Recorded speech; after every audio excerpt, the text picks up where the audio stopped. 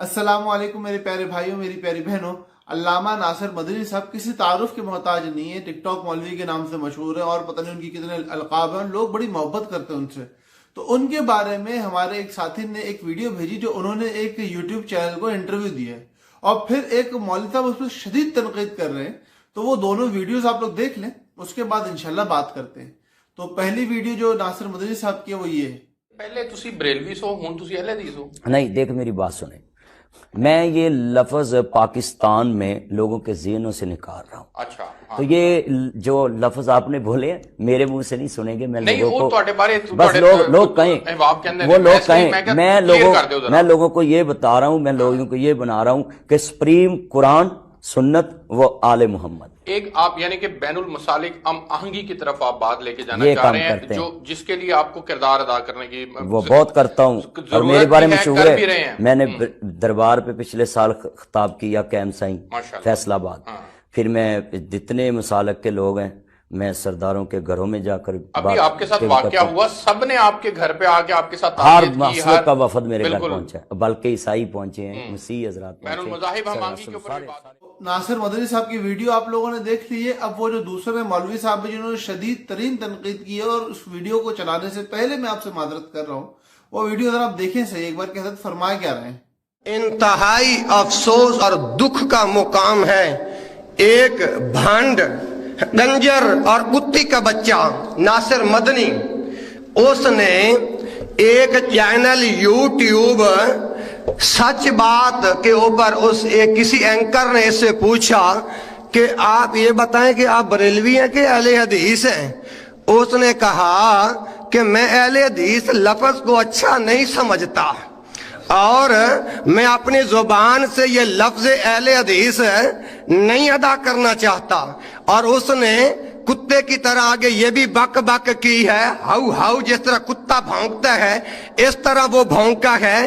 कहता है कि मैं अपने खिताबात के दौरान लफ्ज अहले हदीस अपनी जुबान से इस्तेमाल नहीं करूंगा।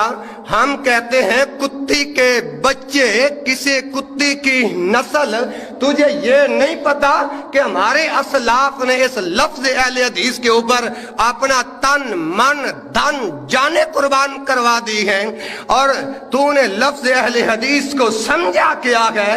और याद रखिए, हमारी और उलमाए सलफ की कोशिश ये होती है कि अवामुन नास तक ये कुरान का पैगाम पहुंचे और नबी की हदीस का इल्म पहुंचे।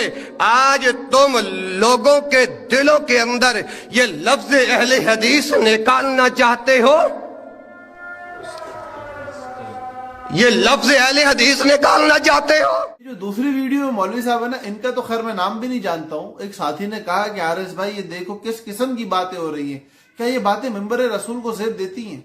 तो चंद बातें अचानक दिमाग में कि अपनी शान बयान की जा रही है, उलमाए अहले हदीस की शान क्या है। हालांकि अहले हदीस का मतलब हदीस वाले हैं और हदीस में तो यह आता है कि जब कोई शख्स गाली गलोच को आम करता है तो वो अल्लाह की नजरों से गिर जाता है।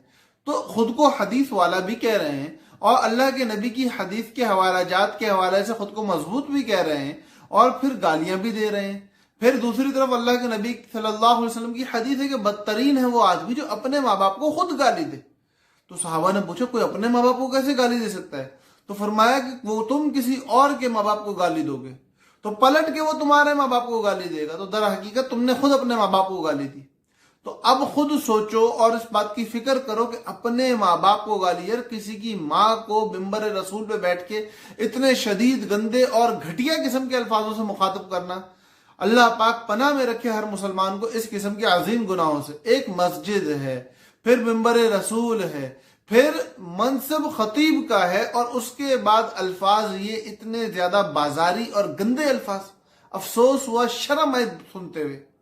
इसी तरह फिर मेरे प्यारे भाई, मेरी प्यारी बहन, हदीस में आता है कि मुनाफिक की अलामत यह है कि जब वो आपस में लड़ाई झगड़ा करेगा तो फजरा गालियां देगा। तो ये गालियां कोई अच्छी बात नहीं है।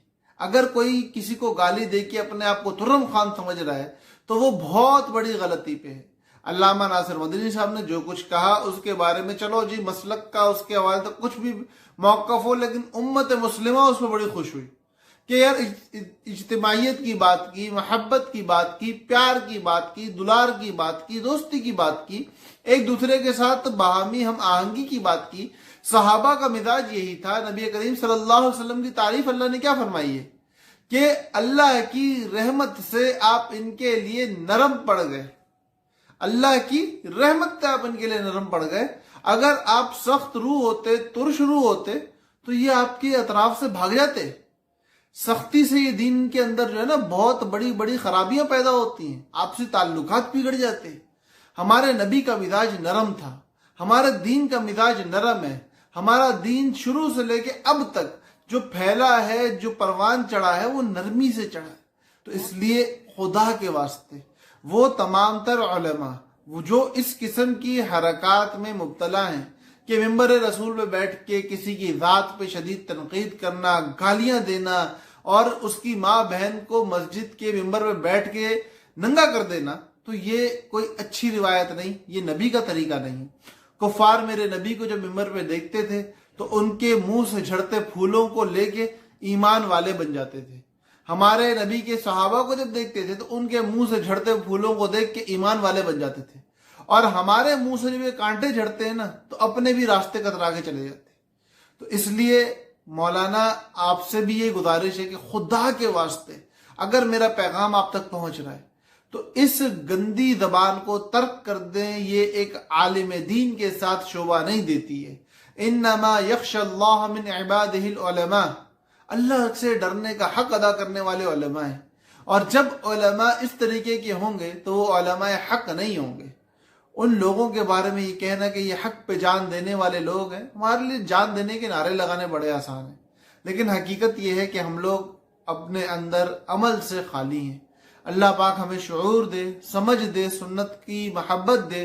کسی کی ذات پہ کیچڑ اچھالنا کتنا بڑا گناہ ہے، اس بات کو سوچنے کی توفیق دے۔ کسی کا چوکیدار بننے کے بجائے اپنے اعمال کا چوکیدار بننے والا بنائے، اور کسی کی بات کو اس سے خود سے وضاحت طلب کیے بنا اپنی طرف سے اس کی وضاحت سوچ کے اور اس کو اپنی طرف سے ٹھوک ٹھاک کے بیان کرنے والا بننے سے بچائے۔